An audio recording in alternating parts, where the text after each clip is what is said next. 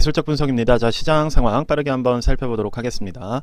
자, 나스닥 같은 경우에 이제 어제 0.3% 정도의 상승이 나오면서 마무리가 되었습니다.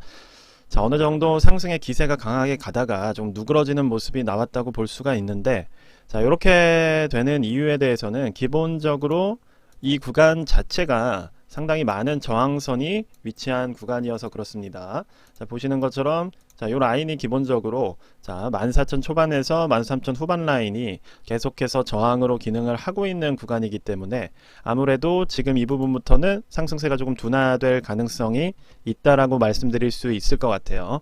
자, 그래서 이번에 어떻게 보면 이 V자 반등 같은 경우는 자, 벌써 그러니까 본격적인 상승이 나오고 자, 3거래일이에요. 딱 3거래일인데 그 이후로 지금 둔화가 되고 있습니다. 그럼 3거래일 동안 뭐 이득을 보신 분들이 있겠지만 대다수는 뭐 1, 2거래일 정도 이득을 보고 계실 확률이 높고, 그럼 이 짧은 포지션을 제가 어떻게 보면 시장을 분석하는 사람으로서 들어가라고 말씀드리기는 어렵다는 말씀을 계속 드리고 있습니다. 왜냐하면 자, 리스크 관리가 중요하기 때문이에요. 자, 리스크를 최대한 낮춘 상태에서 매수를 해야 우리가 어떻게 보면 장기적으로 이득을 보거나 할 수가 있을 텐데, 자, 3거래일의 상승과 그 이후에 이제 저항 라인 그리고 역배열이라는 위험 구간에서 어떻게 보면 우리가 장기적으로 이 주식을 지금 보유할 만한 위치인가에 대해서 좀 안전하지 않다라고 말씀을 드리고 있습니다. 자, 뭐 저는 항상 하는 얘기지만 또 이렇게 오르면 또 이제 호들갑 떨고 촐싹거리는 분들이 많이 등장을 해요. 또 등장을 했다가 또 이런 조정 구간에서는 또 다 사라지십니다. 그렇죠? 지금 거의 뭐 제가 오랫동안 봐왔던 패턴이어서 뭐 2022년에도 똑같았어요. 네, 그래서 이런 부분들에 대해서 뭐 저는 매수를 하지 말라는 주의는 아니고, 뭐 여러 번 말했지만 이때부터 매수할 시기라고 말씀드렸고, 자, 이때 지지 나오는 거 보고 정배열 복귀하면 매수하라고 말씀을 드렸습니다. 자, 이때는 이제 금융이기 때문에 우리가 조심해야 된다고 했고, 자, 바닥 라인을 꼭 확인해야 된다라고 강조를 드렸었죠. 그래서 기억하고 싶은 것만 이제 항상 기억을 하시면서, 저는 왜냐하면 기본적으로 시나리오로 말씀을 드리는 편입니다. 이걸 이해를 하셔야 돼요. 자, 시나리오 1, 시나리오 2가 있고, 1이 나왔을 때는 이렇게 대응, 2가 나왔을 때는 이렇게 대응. 기본적으로 투자라는 건 이렇게 접근을 해야 됩니다. 저는 오른다 내린다를 맞추는 사람이 아니에요. 제가 그러면 무당을 하고 엄청나게 돈을 많이 벌고 있겠죠. 자, 그래서 투자라는 것의 본질에 대해서 여러분들이 조금 다시 한번 생각을 해봤으면 좋겠습니다. 자, 그래서 지금 나스닥 같은 경우는 기본적으로 하방의 추세 라인 상단인 13,000 후반까지 일단 도전하는 흐름이 나오고 있고, 3일 동안 좀 강하게 올라왔던 상승세는 조금 속도가 둔화되는 모습을 보이고 있다. 자, 이렇게 정리를 해드리겠습니다. 자, QQQ 같은 경우도 뭐 0.4% 정도 상승으로 그러한 모습을 보이고 있고, 자, 반도체주 같은 경우는 어느 정도 오늘 보합에서 끝이 나면서 저항 라인에서 조금 힘들어하는 모습이 나오고 있어요. 자, 보통 요 두 종목보다 자, 반도체가 선행을 하고 자, S&P 500이나 다우가 좀 따라오는, 그러니까 속도로 친다면 요즘 기준으로는 반도체가 제일 빨리 움직이고, 그 다음에 이제 기술주, 자, 그 다음에 S&P 500 그리고 다우, 이러한 순서로 움직인다라고 보시면 될 것 같아요. 자, 그래서 지금 뭐 반도체가 이렇게 보합의 모습을 보인 게 뭐 하루 만에 우리가 판단할 수는 없는 것이고, 뭐 이번 주에 한번 살펴보시면서 과연 저항을 맞고 떨어지는 모습이 나오는지를 확인해 주시면 좋을 것 같아요. 자, 그래서 드리는 말씀은, 그럼 지금 이 위치에서 뭐 전재산을 올인하실 분이 있다면 그렇게 하시면 됩니다. 그건 각자의 판단이고 본인의 의지이기 때문에 여기서 뭐 전재산을 올인하셔도 된다는 거예요. 뭐 그게 잘못된 투자라고 생각하지 않습니다. 다만 저는 그렇게 하지 않는다는 거예요. 자, 그래서 지금 현재 기준으로 봤을 때는 일단 저 같은 경우는 너무 짧은 V자 반등의 모습이어서 일단 매수 자체는 하지 않았다고 말씀드렸고, 지금 현재 자, 저항 라인을 확인하는 흐름으로 나아가고 있다. 자, 그리고 독일 지수 같은 경우가 어느 정도 조금 보합으로 마무리가 됐기 때문에, 자, 그리고 요 저항 라인을 맞고 떨어졌기 때문에 그러한 부분들도 어떻게 보면 일정 부분 영향을 줄 수 있다. 이렇게 정리를 해드리겠습니다. 자, 그리고 무엇보다 제가 계속해서 조금 신중한 뷰를 드리는 이유는 뭐냐면, 이 얘기 많이 저랑 투자를 하면서 들으셨을 거예요. 뭐 빅스, 즉 우리가 말하는 위험지수 자체가 자, 이러한 이격도를 만드는 흐름일 때 우리는 투자라는 게 좋다 라는 말씀을 많이 드렸습니다. 제 영상을 계속 봐하셨던 분이라면, 그럼 지금 이런 식으로 자, 데드크로스, 시장에는 좋은 거겠죠, 를 만들면서 이러한 이격도를 만드는 구간에서는 우리가 그래도 조금 안전하게 투자를 할 수가 있을 텐데, 지금은 어떤 구간이에요? 지금 이 위치입니다. 이 위치에서 우리가 굳이 많은 자산을 투입해서 위험을 무릅쓸 필요가 있냐는 말씀을 드리는 거예요. 자, 어떻게 보면 지금은 변곡점이 될 수 있는 위치이기 때문에 투자를 꼭 해야 되겠다면 하는 거겠지만 우리가 어떻게 보면 쉬어갈 필요도 있을 때가 있고 시장을 조금 지켜봐야 될 시기도 있다는 겁니다. 자, 이렇게 지금은 조금은 변곡점, 즉 빅스 기준으로 정배열을 만들 수 있는 골든 크로스를 만들면서 어느 정도 펌핑이 나올 수 있는 위치이기 때문에 우리가 이러한 위치에서 굳이 배팅, 그쵸? 배팅을 할 필요가 있느냐는 그러한 말씀을 계속해서 드리고 있는 거예요. 자, 뭐 예를 들어서 어제 코스피나 코스닥이 상당히 많이 올라왔어요. 그쵸?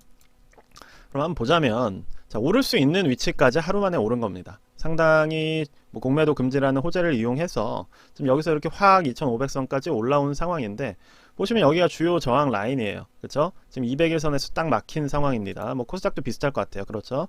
자, 그러면 우리가 생각해야 되는 거는 여기서 와 하면서 전재산을 넣을 것인가, 아니면 오늘 어떻게 움직이는지를 보고 이 저항을 맞고 떨어지는지를 보고 매수 매도를 결정할 것인가에 대해서 생각을 해봐야 된다는 거죠. 저 같은 경우는 이게 이렇게 올라왔다고 해서 굳이 여기서 이걸 못 먹었다고 해서 뭐 그렇게 속상할 일은 아니라고 생각합니다. 어차피 역배열인 상황에서 뭐 이런 역배열 상황에서 사실 상한가를 치는 종목들도 많이 있고 매일 코스피에서 가끔씩 나오잖아요. 그렇죠? 이러한 식으로 떨어지다가 갑자기 상한가 치는, 여러분들이 처음 들어보는 종목, 그렇죠? 코스닥에서 뭐 여러 가지 그러한 종목들 보신 적 있죠? 이러한 기업도 있었어.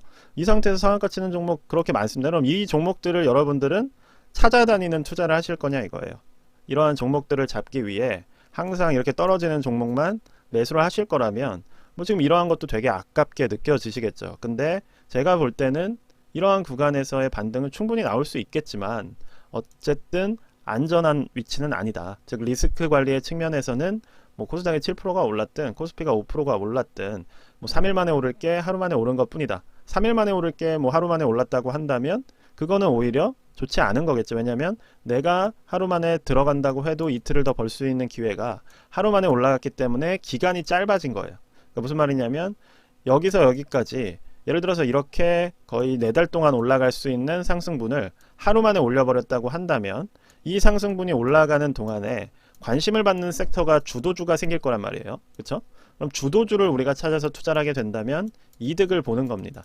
근데 만약에 이렇게 올라갔다는 얘기는 주도주는 한 번에 상당히 많은 상승분을 가져간 것이고 나머지 섹터는 조금씩 올라갔다는 거예요. 근데 상승 여력은 이미 만땅을 찍었기 때문에 앞으로 투자를 하는 기간 자체가 더 짧아질 가능성이 있다는 겁니다. 자, 그래서 급하게 오르는 거는 상승의 기간을 반납하는 것과 비슷하다는 생각을 해주시면 돼요.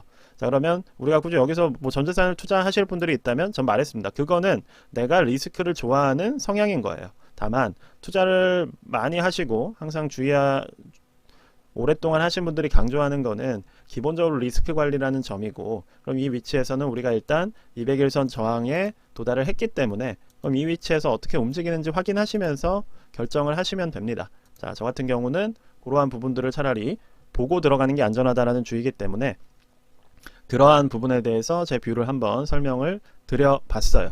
자, 그래서 이제 전체적인 시장의 흐름은 조금 애매한 상황이에요. 여전히 저는 뭐 이거를 절호의 매수 기회라고 판단하지 않습니다. 계속해서 뭐 최소한 저점이 높아지는 모습이라도 확인을 하면서 자, 이렇게 어떻게 보면 뭐 이평선의 추세 자체라도 좀 바뀌어야 될 텐데 지금은 단기 이평 추세 자체도 뭐 하방으로 향하고 있는 상황이어서 리스크라는 측면에서는 여전히 위험성이 있다라고 보고 있습니다. 자, 그래서 이제 연말에 어떠한 흐름이 나올지는 모르겠어요. 뭐 많은 분들의 지금 시각이 엇갈립니다. 누구는 뭐 금리 동결로 인해서 수익을 볼 수 있는 기회라고 그렇게 얘기하시는 분들도 있고, 뭐 채권 투자의 대가로 불리는 뭐 빌 그로스 같은 경우는 내년에 침체가 올 가능성이 높다라는 이야기를 하고 있습니다. 그러니까 여러분들이 지금 조금 착각을 하고 있는 게 뭐 최근에 뭐 금리 인상을 하면서 시장이 떨어지고 뭐 그때부터 이제 FOMC 봐오신 분들은 뭐 금리가 떨어지면 무조건 주식이 올라간다고 단순하게 생각하시는 분들이 많이 계신 것 같아요.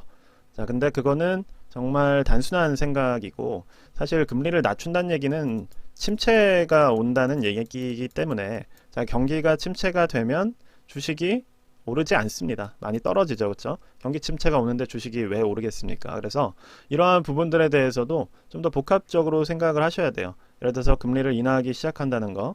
그러니까 FOMC 즉 파월이 경기의 침체를 막기 위해서 금리를 선제적으로 내려서 침체를 피해가고 시장이 회복되고 이미 금리는 낮아져 있는, 이게 지금 여러분들이 기대하는 스토리인 겁니다. 근데 역대 이러한 스토리로 진행된 적은 없다는 말씀을 계속 드리고 있어요. 항상 침체가 와서 어디에 구멍이 나서 무너지기 시작하면 그때 뒤늦게 이제 금리를 인하를 사후적으로 하면서 결국 어느 정도 시장이 이 부분을 반영을 하고, 그리고 낮아지는 금리에 맞춰서 그 이후에 상승을 하게 되는 스토리가 지금까지 미국의 주식 역사에서 반복되어 온 스토리입니다. 이번에는 제가 앞서 말씀드린 이상적인 시나리오대로 된다면 당연히 좋겠지만, 결과적으로 우리가 역사를 공부하는 이유가 뭐겠어요? 그렇죠? 미래를 예측하고 사람의 심리를 예측하는 거기 때문에 그러니까 반면교사라고 봐야겠죠. 그렇게 봤을 때는 그러한 위험성이 있다는 거를 조금 알아주시면 좋을 것 같습니다. 뭐 거시경제도 계속해서 체크를 해야 돼요. 그렇기 때문에